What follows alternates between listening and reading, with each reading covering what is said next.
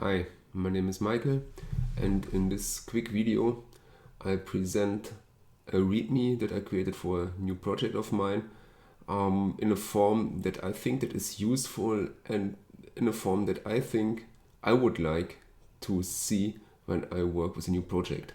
So the project I created is a project that deals with Garmin data, so from the fitness tracker. You can get an archive of your data from their website. If you go to the account management, that archive consists of a zip archive and in it are a bunch of JSON files and your tracking data. And I wanted to work with that and I created a tool for it. It's basically for my own purpose, but I think it's useful for others as well. And so I published it on GitHub. Let's go there and see how that project works.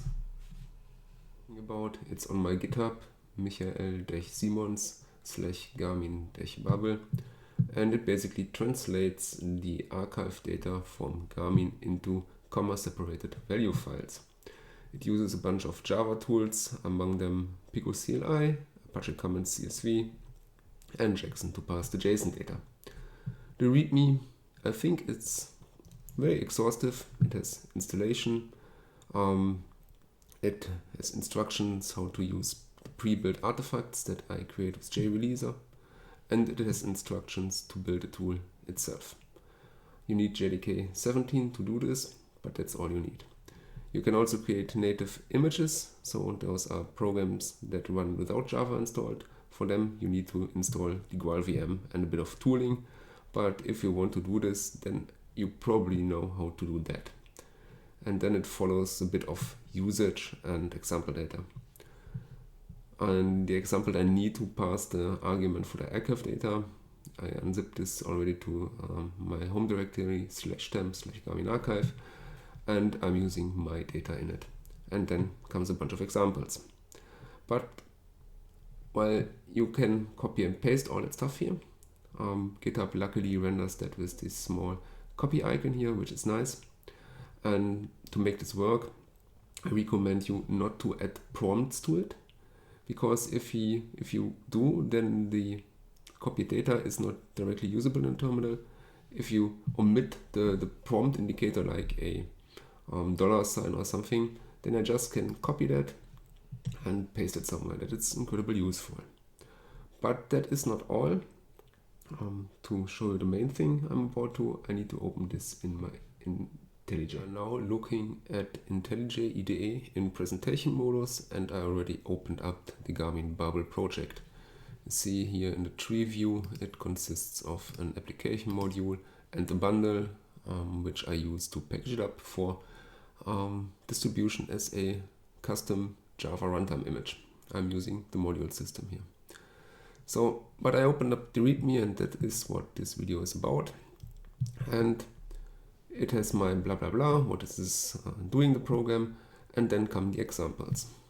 As you see, I used a markdown code fence here and indicated the language to be used there.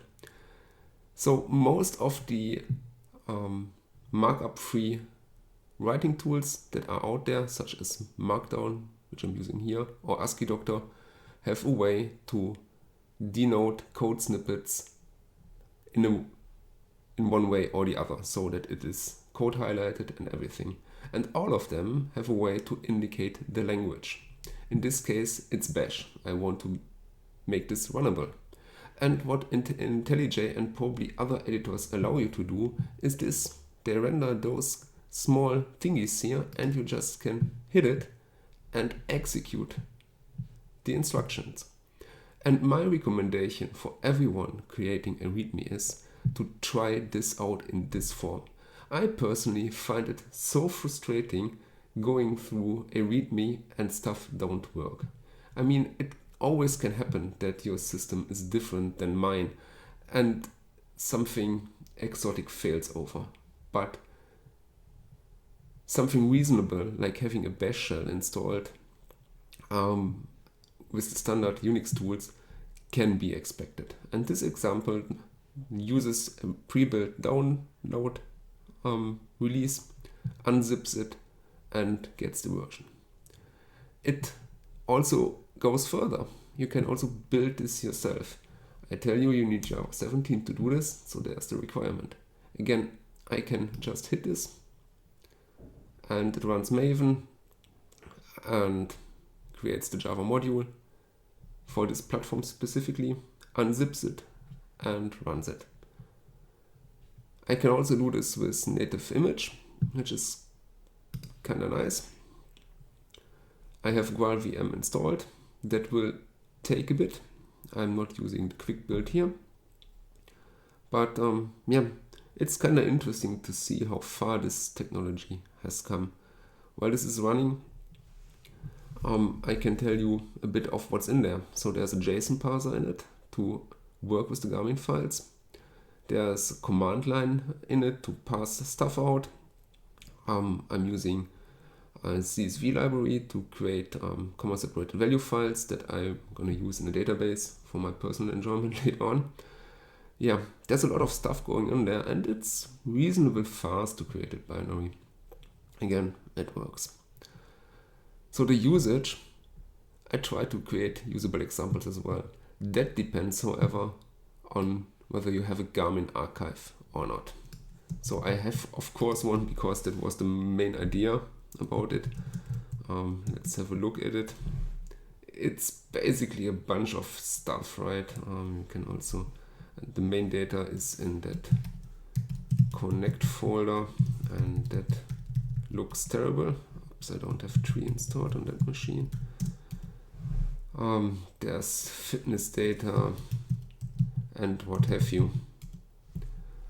Yeah, and that's actually the JSON files my tooling work with. They are reasonably large.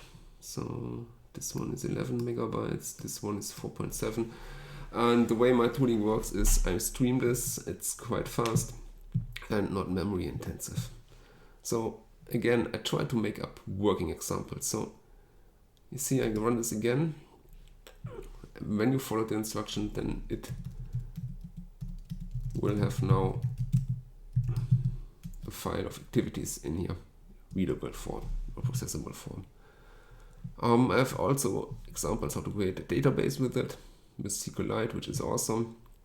Yeah, what I'm saying here is try to make your readmes runnable and usable. So getting all the cycling and swimming activities here for the start of the year. And that's basically what I wanted to show. Maybe I'll end with a SQL one, because I find that fascinating.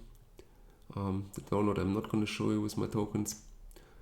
What I'm doing here is getting my 10 fastest long runs.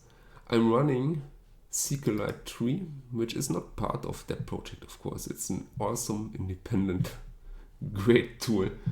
And I use it in CSV mode, and I use the import command. And within that import command, I can actually call external programs, such as mine, which dumps all the activities and not into a file, but to standard out. And SQLite will then read this, create a table from it, and I just can go nuts with SQL on top of it. In that query, I take all the running activities that are longer than 20 kilometers. I compute the pace of it, format the pace as something readable, and then create a rank over that pace dense rank, and then I take the 10 fastest ones, and the output is like this. I mean, it's incredible fast working with a with several JSON files in the tens of megabytes, creating a database and actually doing the computation. It's fast, and so are my runs, and that's what I have in this short video. Thank you for watching.